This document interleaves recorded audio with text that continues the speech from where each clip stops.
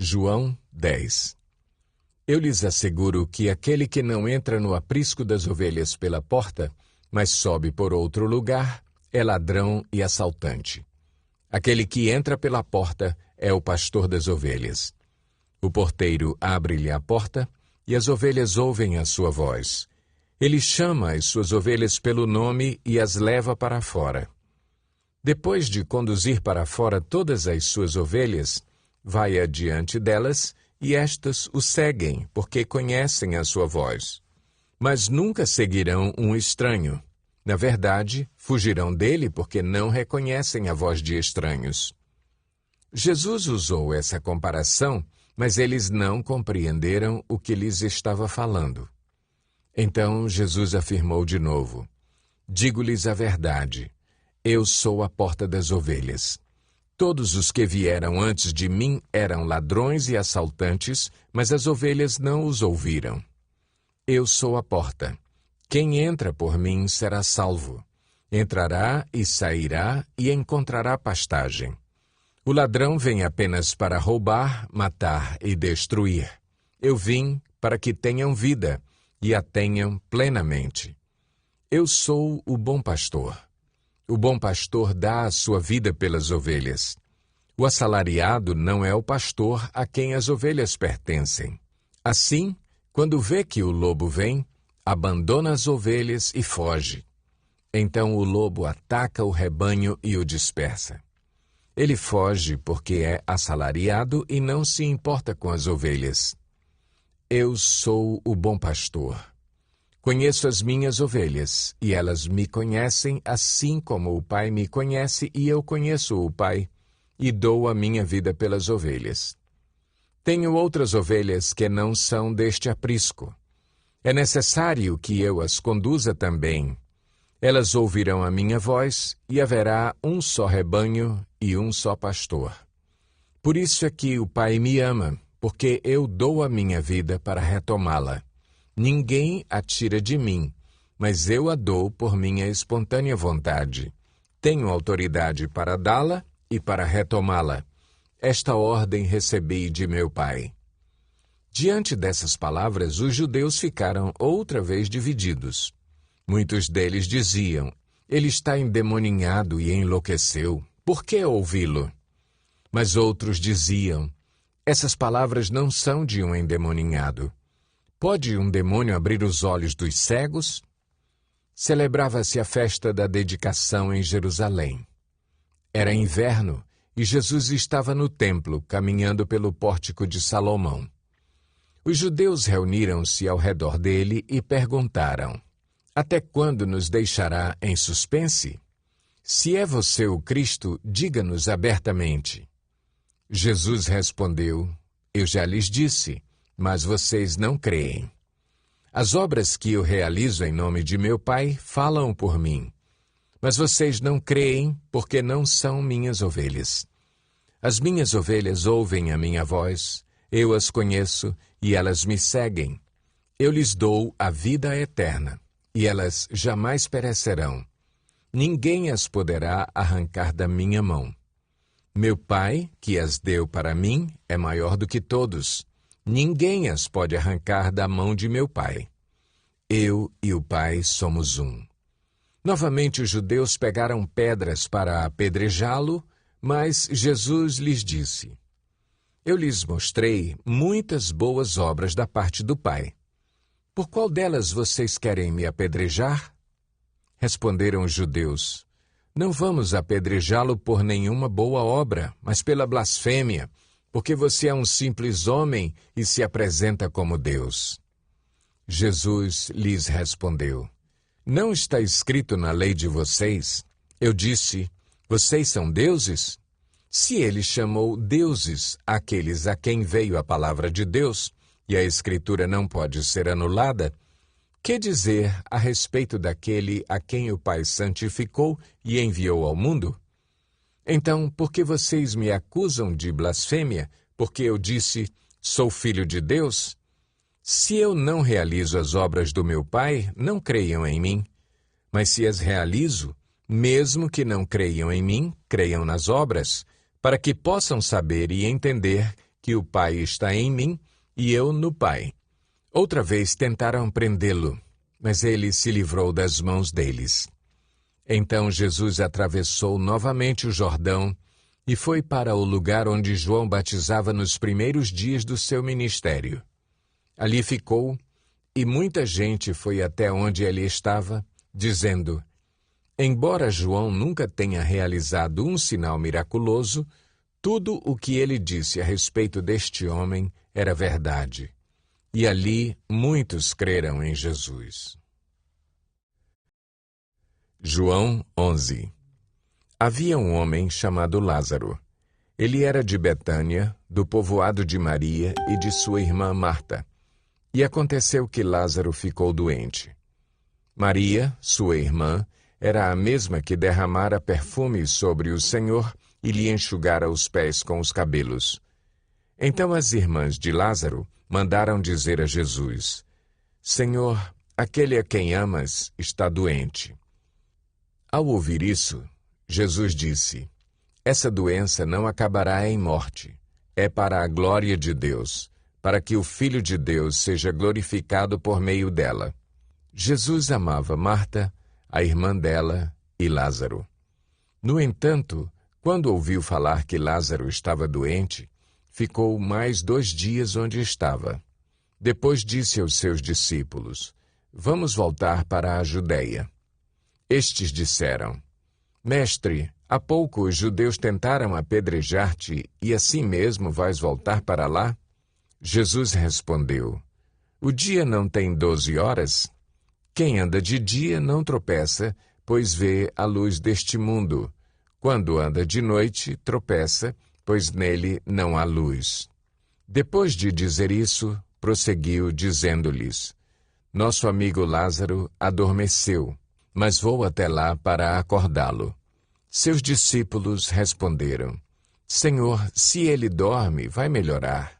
Jesus tinha falado de sua morte, mas os seus discípulos pensaram que ele estava falando simplesmente do sono.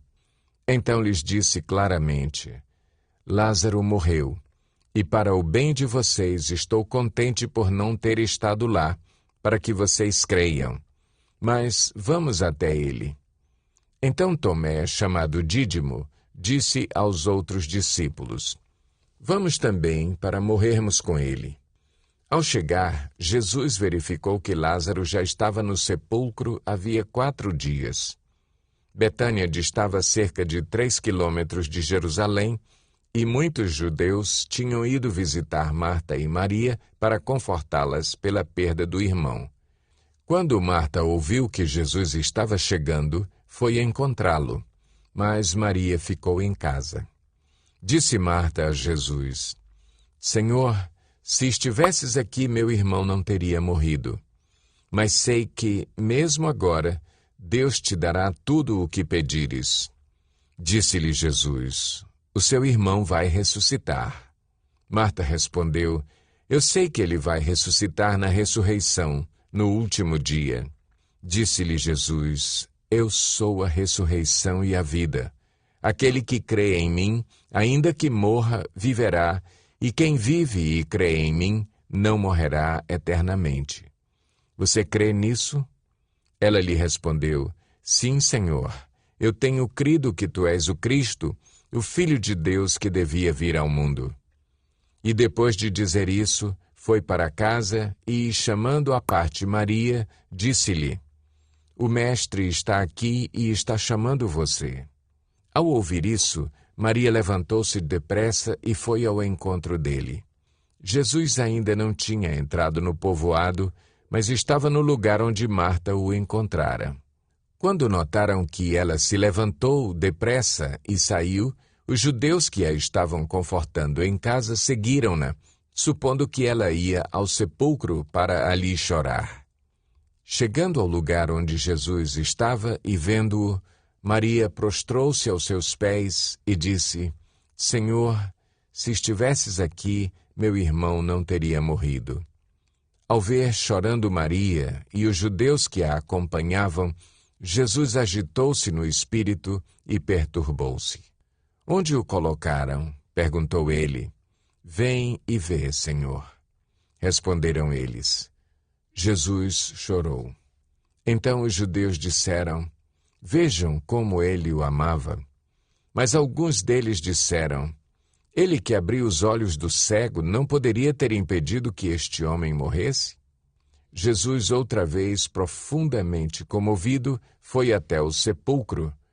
Era uma gruta com uma pedra colocada à entrada. Tirem a pedra, disse ele.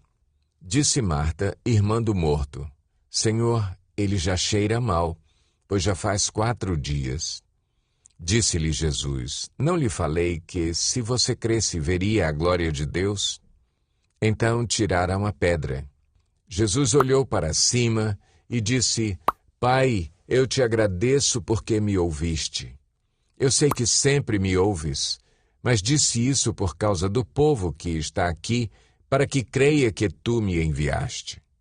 Depois de dizer isso, Jesus bradou em alta voz: Lázaro, venha para fora. O morto saiu com as mãos e os pés envolvidos em faixas de linho e o rosto envolto num pano. Disse-lhe Jesus: Tirem as faixas dele e deixem-no ir.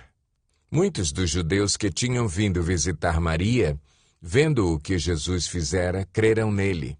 Mas alguns deles foram contar aos fariseus o que Jesus tinha feito. Então os chefes dos sacerdotes e os fariseus convocaram uma reunião do sinédrio. O que estamos fazendo? Perguntaram eles. Aí está esse homem realizando muitos sinais miraculosos. Se o deixarmos, todos crerão nele, e então os romanos virão e tirarão tanto o nosso lugar como a nossa nação.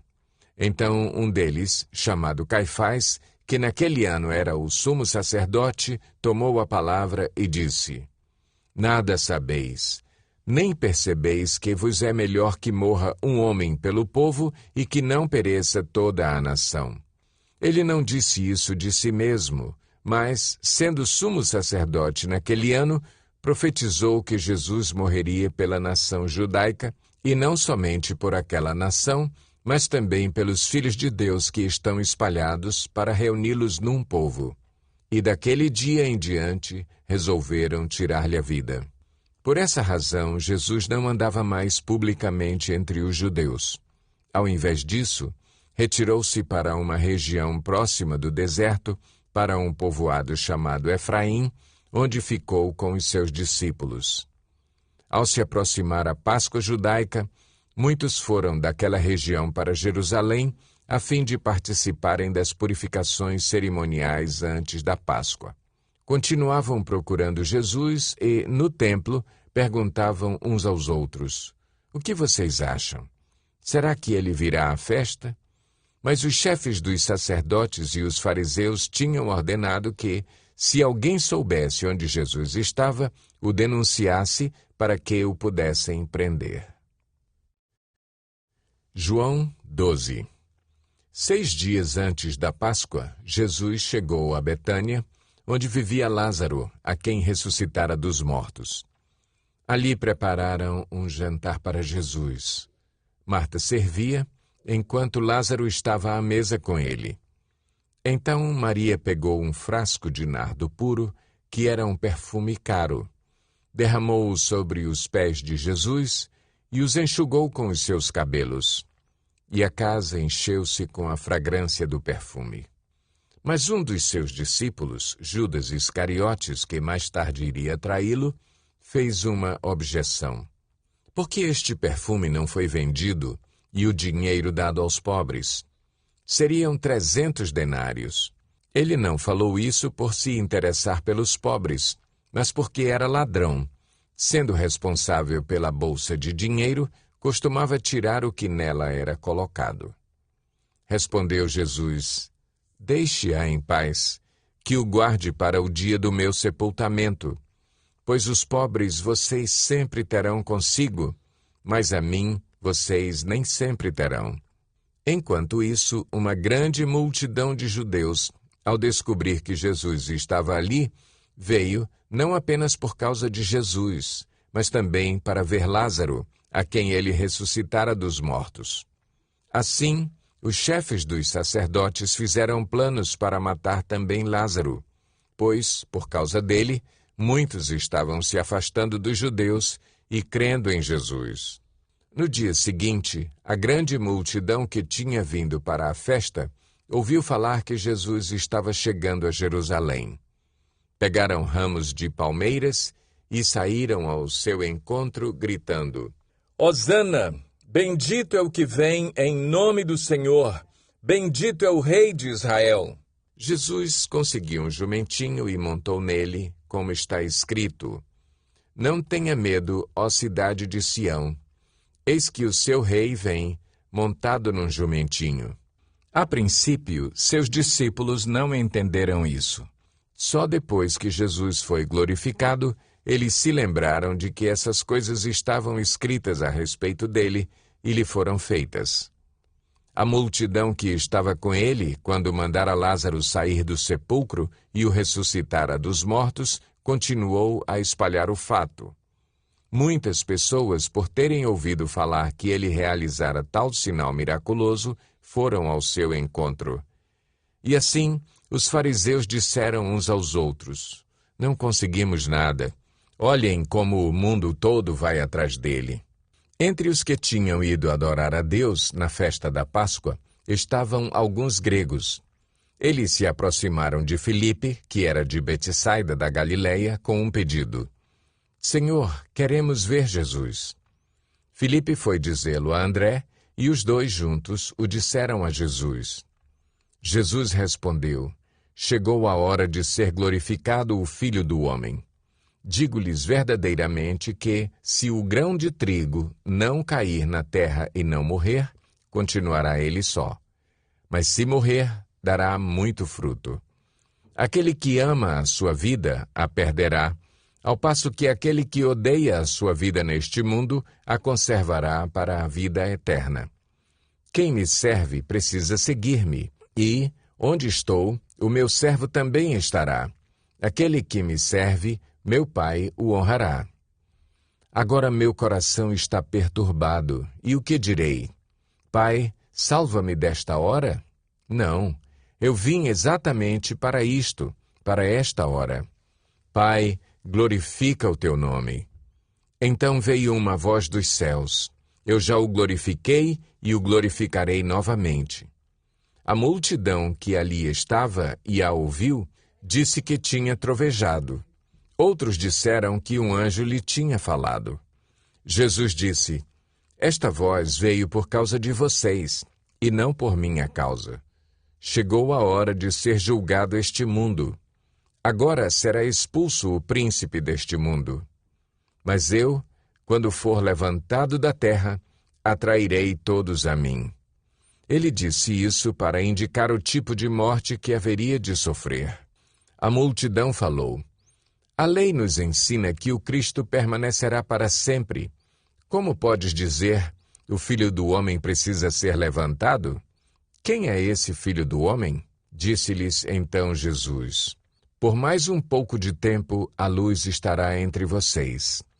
Andem enquanto vocês têm a luz, para que as trevas não os surpreendam, pois aquele que anda nas trevas não sabe para onde está indo. Creiam na luz enquanto vocês a têm, para que se tornem filhos da luz. Terminando de falar, Jesus saiu e ocultou-se deles. Mesmo depois que Jesus fez todos aqueles sinais miraculosos, não creram nele. Isso aconteceu para se cumprir a palavra do profeta Isaías, que disse: Senhor, quem creu em nossa mensagem e a quem foi revelado o braço do Senhor? Por esta razão eles não podiam crer, porque, como disse Isaías noutro lugar, cegou os seus olhos e endureceu-lhes o coração, para que não vejam com os olhos, nem entendam com o coração, nem se convertam e eu os cure. Isaías disse isso porque viu a glória de Jesus e falou sobre ele. Ainda assim, muitos líderes dos judeus creram nele, mas, por causa dos fariseus, não confessavam a sua fé, com medo de serem expulsos da sinagoga, pois preferiam a aprovação dos homens do que a aprovação de Deus. Então Jesus disse em alta voz: Quem crê em mim, não crê apenas em mim, mas naquele que me enviou. Quem me vê, vê aquele que me enviou. Eu vim ao mundo como luz, para que todo aquele que crê em mim não permaneça nas trevas. Se alguém ouve as minhas palavras e não lhes obedece, eu não o julgo, pois não vim para julgar o mundo, mas para salvá-lo. Há um juiz para quem me rejeita e não aceita as minhas palavras. A própria palavra que proferi o condenará no último dia. Pois não falei por mim mesmo, mas o Pai que me enviou me ordenou o que dizer e o que falar. Sei que o seu mandamento é a vida eterna. Portanto, o que eu digo é exatamente o que o Pai me mandou dizer.